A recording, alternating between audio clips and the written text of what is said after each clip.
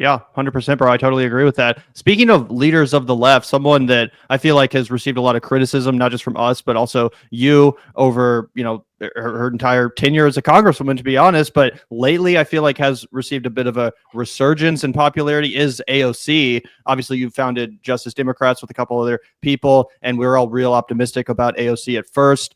But, we've also documented a lot of the ways in which she has kind of sold out or capitulated to the establishment of the Democratic Party. Again, we've had a lot of notes, but it does seem like she's, outlasted Cori Bush, for example, and, some of these other Justice Democrat type progressive Congress people. And there also was this phenomenon that was documented and taken note of specifically, in her district where there were people who voted not only for AOC, but also for Donald Trump. And this has led some people to say, well, like it or not, there's our leader. That's who the progressive movement has in Congress with the most popularity, with the ability to even potentially win over voters from across the aisle. Do you view it that way, or are you still too skeptical of AOC to embrace her as someone that could actually lead the movement in a serious way?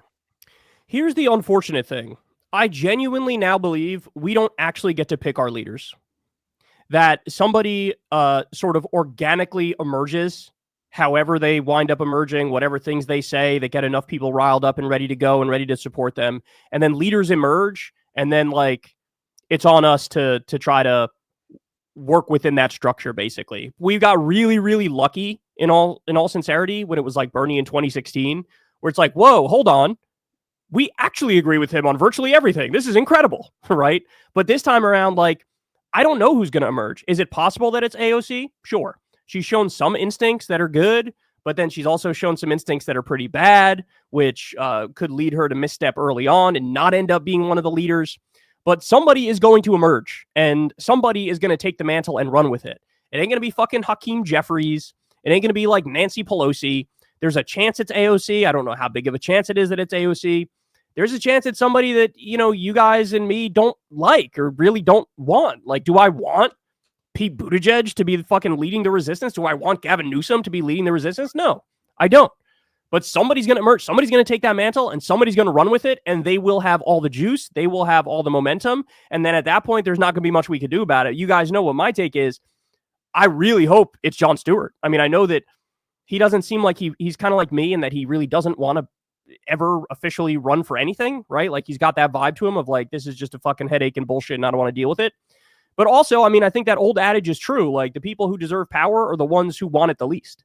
And he clearly doesn't want to be president, but also he has all the tools. He has the charisma. He has the proper ideology. He's just the right amount of controversial, which you need in today's day and age. You're talking about AOC. I think that's one of the problems with AOC, right? Is that she doesn't quite know how to handle controversy. She doesn't know which issues to purposefully be controversial on and which ones not to. You know what I mean? So, but some leaders going to emerge. I hope it's somebody like Jon Stewart.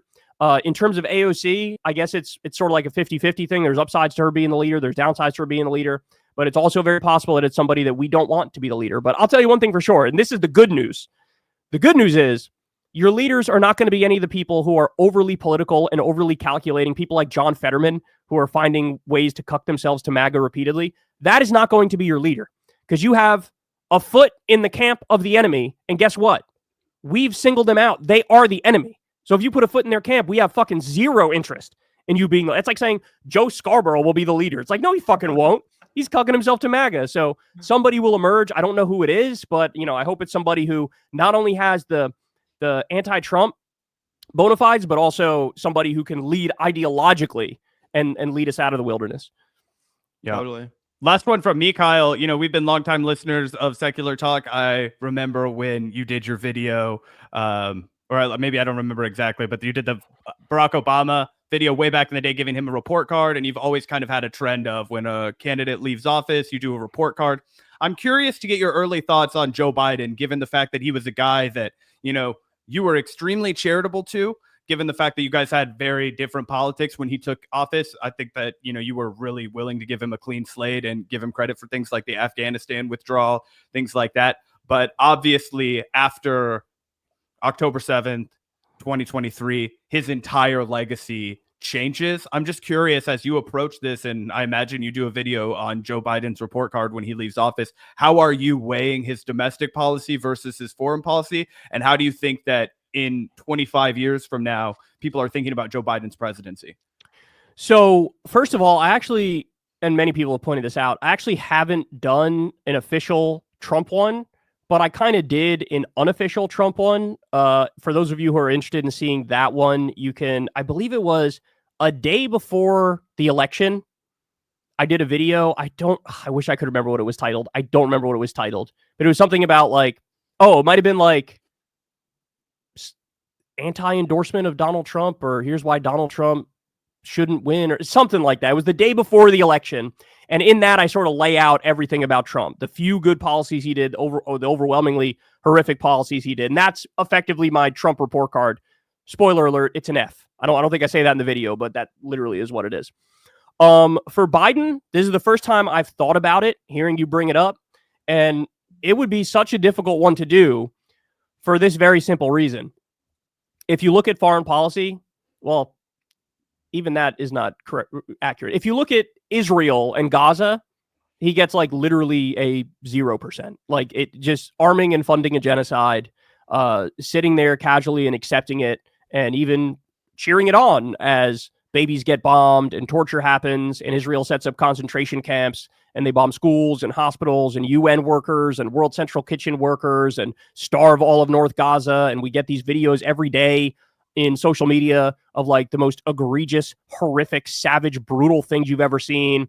Israeli officials on a daily basis sounding like they're quoting fucking Mein Kampf. And you have Biden still, okay, here's more money, here's more weapons. So on that front alone, you know, it leads me to believe like it almost doesn't matter what else you did. It's like, well, how am I going to raise your grade? If yeah, I did. I looked after my sister really well and made sure she got taken care of. But also, I'm a mass murderer. It's like, okay, well, then I sort of got to deduct you on the mass murder thing, and that sort of ruins your whole opportunity, right? Like, I can't give you a good grade now, right? So I don't know how I would grade him for that simple reason, is that everything in me screams like F, F, F, F, F, because you're arming and funding a genocide, which I think it's reasonable to take that position. At the same time, if we were to like sort of separate it out, right? If we were to give it different categories, like, okay, here's the economy is one, right? So domestic policy is one. Pre-October 7th foreign policy is another one. And then Israel, Gaza, post-October 7th is the third.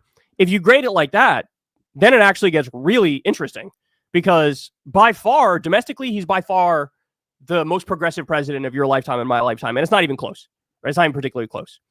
What he did is he's so old, he's so ancient that he actually remembers the FDR era. He was actually around for the FDR era. So he remembers what it's like for Democrats to actually believe that government can be a force for good in people's lives domestically. And so he really did sort of split the difference. He was like half Obama / Bill Clinton, half FDR. And so that's why you got things like, you know, the CHIPS Act and the Infrastructure Bill and the Inflation Reduction Act and the $1,400 stimulus checks and the project labor agreements and the 800,000 manufacturing jobs created and, you know, whatever, the list goes on and on. So if you were to grade it like that, you'd got to go like, I don't know, maybe C+ or B on the economy front, and then probably got to go C+ or B on the foreign policy front prior to October 7th, because he pulled us out of Afghanistan and told the media to suck his nuts, told the Republicans to suck his nuts, told the establishment Democrats to suck his nuts, nearly eliminated the drone war. But then he just fucking squandered all of it. He just squandered all of it by arming and funding a genocide, knowing he was arming and funding a genocide. And now you even have outlets like fucking 60 Minutes just did a detailed report the other night then they're like, yeah, basically everything every lefty was saying from fucking day one is 100% accurate. You had people in the U.S. government going up to Biden administration officials like, so, hey, here's a bunch of pictures of kids who got sniped in the head on purpose by the IDF, and we kind of think this is bad. And they're like, we don't want to see that. Get that away from us.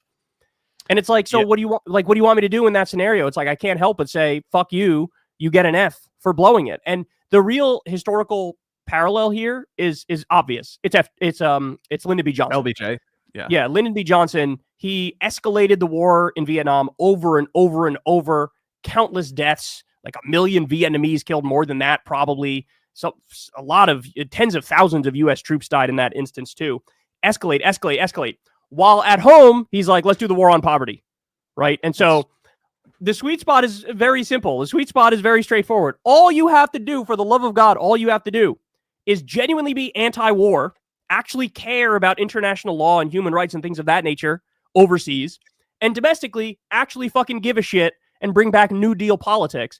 And if a U.S. president were to do that, I'd be more than happy to give him a fucking A. But nobody has married all of those things together, right? And it's kind of crazy because like Obama went from being way worse than Biden to now at the end, if you do an analysis of both presidencies, I think you kind of got to say in totality, Obama was better just because he didn't arm and fund a direct genocide in fucking Israel, right? And that's crazy because for a while there, Biden was way ahead of Obama, and now that's seemingly flipped at the end. Right. And even the good things that Biden did, I feel like one of the big issues with his presidency is that he still somehow managed to blow it. Like with the Afghanistan thing, it was the right thing to do. And you're right, he did tell the media to suck his nuts, but I don't think he properly communicated the reason why he was doing it. I don't think he properly defended himself, nor did the administration as a whole, which led to the anti-war movement actually taking a hit, in my opinion, Right. because definitely.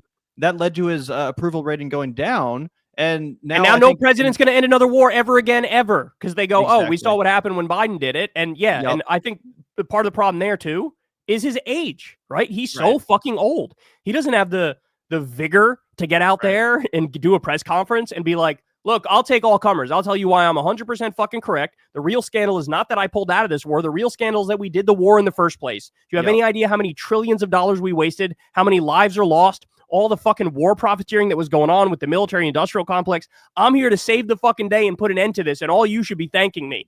That's what a competent president could do, but he doesn't have that ability.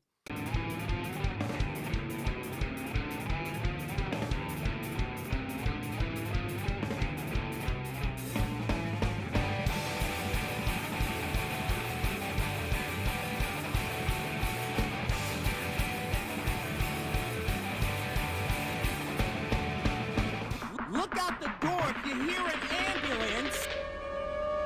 The Vanguard will be there, sir.